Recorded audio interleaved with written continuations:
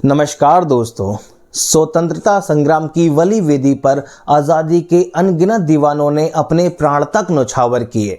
कई महिलाओं के सुहाग उजड़े, कई माँ की गोदें सूनी हो गईं, कई बहनों से उनके भाई की वो कलाई छिन गई जिस पर वो राखी बांधती आई थीं।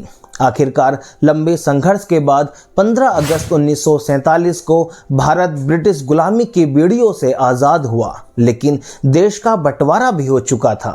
मजहब के आधार पर बंटवारा। भारत से कटकर एक नया मुल्क पाकिस्तान बन चुका था। भारत के दोनों तरफ पाकिस्तान थे, पश्चिम में पाकिस्तान, पूरब में पाकिस्तान। भारत के हिस्से वाले इलाकों में 500 से ज़्यादा छोटी बड़ी रियासतें आई थीं। कुछ ऐसा ही हाल पाकिस्तान वाले हिस्से का भी था। इन देसी रियासतों को भारत में मिलाना देश के लिए सबसे बड़ी चुनौती थी। कुछ रियासतें ऐसी थी जहां का शासक मुस्लिम था, मगर ज़्यादातर आबादी हिंदू और वहां के शासक पाकिस्तान में विलय चाहते थे। जम्मू कश्मीर का मसला इससे बिल्कुल उल्टा था। ज़्यादातर आबादी मुस्लिम मगर महाराजा हिंदू। शुरुआत में महाराजा विलय के पक्ष में नहीं थे। वे चाहते थे कि जम्मू कश्मीर एक अलग देश बने, लेकिन तब की जवाहरलाल नेहरू सरकार ने और खासकर गृह मंत्री सरदार वल्लभ भाई पटेल ने इन रियासतों का विलय कराया। समझा बुझाकर, मान मनोबल से और जरूरत पड़ने पर सख्ती दिखाकर, तिनका तिनका जोड़कर जैसे एक चिड़िया घोंसला बनाती है, वैसे ही एक एक रियासत जोड़कर आधुनिक भारत की नींव रखी गई। कश्मीर, हैदराबाद, त्रावणकोर, मणिपुर, जूनागढ़, भोपाल, जोधपुर जैसी देसी रियासतों को भारत में मिलाने पर सरकार के पसीने छूट गए। हर रियासत को भारत में मिलाने की अपनी गाथा है, लेकिन आज हम बात करेंगे सिर्फ हैदराबाद के बारे में कि किस तरह साम दाम दंड भेद का इस्तेमाल करके इस रियासत को भारत में मिलाया गया। आज़ादी के बाद भारत 565 देसी रियासतों में बटा हुआ था। देश के अंतिम वायसराय लॉर्ड माउंटबेटन ने इन सभी रियासतों को ये विकल्प दिया था कि अगर आप चाहें तो भारतीय गणतंत्र के साथ शामिल हो भी सकते हैं या फिर पाकिस्तान के साथ शामिल हो सकते हैं। इनके साथ ही रियासतों को आज़ाद रहने का भी प्रावधान दिया गया था। अधिकतर देशी रियासतें भारत के साथ रहने को तैयार हो गई थीं, लेकिन कुछ के मत इससे अलग थे। कश्मीर, जूनागढ़, हैदराबाद जैसी रियासतें भारत के साथ रहने को तैयार नहीं थीं। इन सब के बीच निज़ाम उस्मान अली ने हैदराबाद को भारत में मिलाने से बचाने के लिए हर संभव कोशिश की। 10 सितंबर 1948 को संयुक्त राष्ट्र से इस मामले में हस्तक्षेप करने की भी अपील की। साथ ही सुरक्षा परिषद में इस मामले को उठाने के लिए एक प्रतिनिधिमंडल भी भेजा। जब तक सुरक्षा परिषद इस मुद्दे पर अपना कोई निर्णय देता, तब तक भारतीय सेना हैदराबाद को भारत में मिला चुकी थी और निजाम का शासन समाप्त हो चुका था। हैदराबाद रियासत आज़ादी के समय भारत के सबसे बड़ी रियासतों में से एक था, जो 82,000 वर्ग मील से भी ज़्यादा क्षेत्र में फैली हुई थी और उसका क्षेत्रफल इंग्लैंड और स्कॉटलैंड के कुल क्षेत्रफल से भी ज़्यादा था। जनसंख्या करीब 1,70,00,000। हैदराबाद रियासत में आज का मराठावाड़ा, कर्नाटक के कई इलाके और पूरा का पूरा तेलंगाना शामिल था। राज्य की कुल आबादी में करीब 85% हिंदू, 12% मुसलमान और बाकी ईसाई और अन्य धर्म के लोग शामिल थे। चारों तरफ जमीन से घिरी ये रियासत आबादी और कुल राष्ट्रीय उत्पादन के लिहाज से भारत का सबसे बड़ा राजघराना था, जो खाद्य, कॉटन, तिलहन, कोयला और सीमेंट उत्पादन में आत्मनिर्भर था। हालांकि पेट्रोल और नमक उसे ब्रिटिश भारत से मंगाना पड़ता था। गुलामी के दिनों में भी हैदराबाद रियासत के पास अपनी सेना, अपनी एयरलाइन, अपनी दूर संचार प्रणाली, अपना रेल नेटवर्क, अपनी डाक प्रणाली, अपनी मुद्रा और यहाँ तक कि अपनी रेडियो प्रसारण सेवा थी। निजाम का शहर मोतियों के शहर से भी मशहूर था। हैदराबाद की स्थापना 1591 में कुतुबशाही वंश के 5वें शासक मोहम्मद अली कुतुब शाह ने मूसी नदी के किनारे की थी, लेकिन हैदराबाद में निजामशाही की शुरुआत 1724 में तब हुई जब दक्कन का मुगल सूबेदार कमर उद्दीन सिद्दीकी ने मुगल सल्तनत से विद्रोह कर खुद को आज़ाद घोषित कर दिया और आशफ जहाँ के खिताब के साथ हैदराबाद पर अपना अधिकार कर एक स्वतंत्र राज्य की स्थापना की। दरअसल औरंगजेब के निधन के बाद मुगल शासक मोहम्मद शाह ने मीर कमर उद्दीन सिद्दीकी की 1713 में निजाम उल मुल्क के खिताब के साथ दक्कन का सूबेदार नियुक्त करके अपनी मंशा को पूरा कर दिया था, लेकिन वह विद्रोह कर 1724 में हैदराबाद का सुल्तान बन बैठा। बाद में आशफ जहां के उत्तराधिकारियों ने हैदराबाद स्टेट पर अपना कब्जा कर लिया और वे निजाम कहलाए। हैदराबाद राज्य के 7वें और आखिरी निजाम मीर उस्मान अली खान थे, जो 1911 में हैदराबाद के निजाम बने और 1948 तक सत्ता पर अपनी कब्जा करके रखते रहे। हैदराबाद भारत का पहला देशी राज्य था जिसने 1802 में अंग्रेजों के साथ सहायक संधि पर हस्ताक्षर किए। आज़ादी के वक्त हैदराबाद का निजाम मीर उस्मान अली खान दुनिया का सबसे अमीर व्यक्ति माना जाता था। निजाम की सालाना आय करीब $25 मिलियन थी, जो उनके खुद के खर्च के लिए दी जाती थी।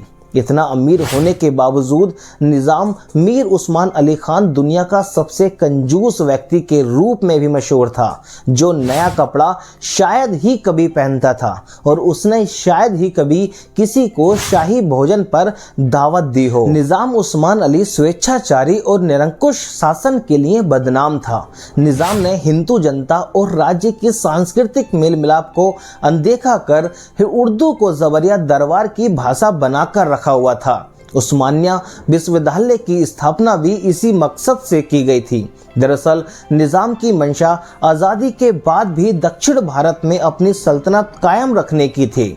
ऐसे में जब 3 जून 1947 को वायसराय माउंटबेटन ने ये घोषणा की कि अंग्रेज जल्द ही भारत को छोड़ देंगे, तो निजाम ने भी 12 जून को घोषणा कर दी कि अंग्रेजी हुकूमत खत्म होने के बाद हैदराबाद रियासत पूरी तरह से आज़ाद हो जाएगी और वे पूरी तरह आज़ाद शासक बन जाएंगे। यहाँ तक कि निजाम ने अपनी स्वतंत्र रियासत बनाए रखने की बात को कहते हुए संविधान सभा तक में अपने प्रतिनिधि भेजने से इनकार कर दिया। 27 जून 1947 को सरदार पटेल ने जब नवगठित रियासत विभाग का अतिरिक्त कार्यभार संभाला और वीपी मेनन सचिव बने, तभी पटेल ने यह साफ कर दिया कि भारत को ये बर्दाश्त नहीं होगा कि उसके क्षेत्र का कोई इलाका ऐसा रह जाए जो उस संघ को नष्ट कर दे जिसे सबने मिलकर अपने खून पसीने से बनाया है। उन्होंने हैदराबाद का भारत में विलय करने के लिए निजाम से बातचीत शुरू कर दी, लेकिन निजाम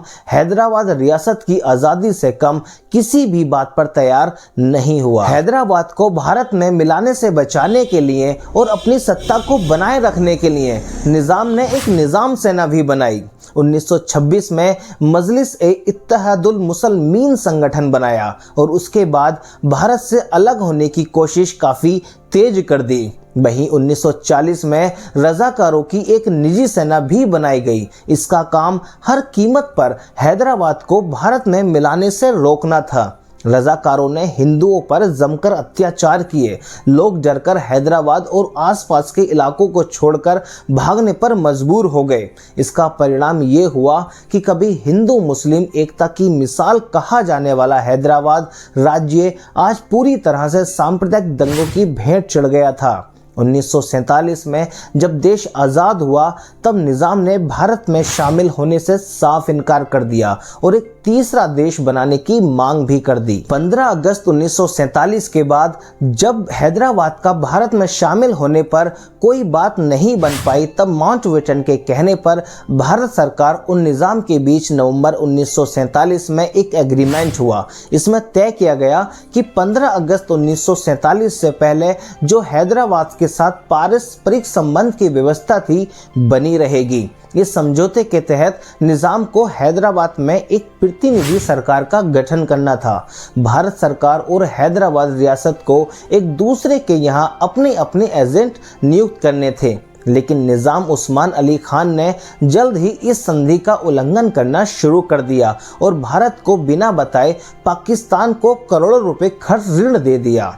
निजाम ने भारत को बिना बताए, बिना सूचित किए पाकिस्तान में अपना एक संपर्क अधिकारी भी नियुक्त कर दिया। उसने ब्रिटेन के मशहूर वकील सर वाल्टर मॉन्कटोन को भारत सरकार के साथ संधि करने के लिए अपना संविधान सलाहकार भी नियुक्त किया। साथ ही विदेशों से हथियार खरीदने की भी कोशिश करने लगा। इस बीच हैदराबाद की समस्या दिन ब दिन बढ़ती जा रही थी। पाकिस्तान से चोरी छिपे हथियार मंगाए जा रहे थे, रजाकारों के जरिए सीमाओं पर गड़बड़ी पैदा की जा रही थी और रेलगाड़ियों को लूटा जा रहा था। निजाम की इन हरकतों से कांग्रेस और वामपंथी आंदोलनों के विरोध का भी सामना करना पड़ा, जो रियासत में एक जिम्मेदार सरकार की मांग कर रहे थे और इस शोषण पर रोक लगाने की आवाज उठा रहे थे।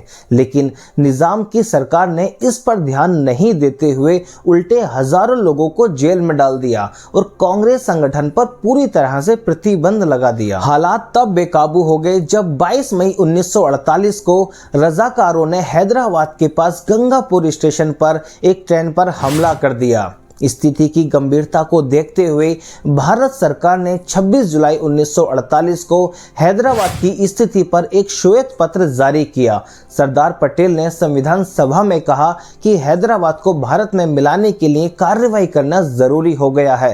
हालांकि भारतीय सेना प्रमुख जनरल फ्रांसिस रॉबर्ट बूचर ने हैदराबाद पर किसी भी तरह के आक्रमण का विरोध किया। उन्हें डर था कि इसके बदले में पाकिस्तान अहमदाबाद और बॉम्बे पर हवाई हमला कर सकता है। लेकिन सरदार पटेल अपने निर्णय पर अडिग रहे कि राज्य में शांति व्यवस्था और सुरक्षा बनाए रखने के लिए पुलिस कार्रवाई करना जरूरी है। राजनीति की वजह से पटेल साहब को 2 बार हैदराबाद पर अपनी कार्रवाई टालनी पड़ी थी, लेकिन तीसरी बार वे बिल्कुल ही दृढ़ थे और उन्होंने उसकी घोषणा तभी की जब 13 सितंबर 1948 को सुबह 4 बजे भारतीय सेना मेजर जनरल JN चौधरी के नेतृत्व में हैदराबाद अपना अभियान शुरू कर चुकी थी। महज 5 दिन के अंदर 17 सितंबर को आत्मसमर्पण के बाद हैदराबाद के रियासत प्रधानमंत्री लायक अली और रजाकार मिलिशिया के प्रमुख कासिम रिजवी को गिरफ्तार कर लिया गया।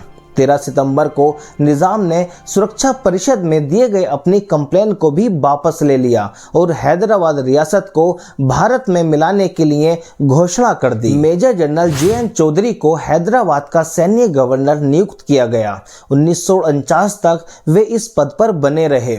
24 नवंबर 1949 को निजाम ने घोषणा की कि भारत का संविधान ही हैदराबाद का संविधान होगा और 26 जनवरी 1950 को राज्य नियमित तौर पर भारत का हिस्सा बन गया। ये वे दिन था जब भारत का संविधान लागू किया गया था। जनवरी 1950 में MK वेलोडी को राज्य का मुख्यमंत्री बनाया गया और निजाम को राज्य प्रमुख।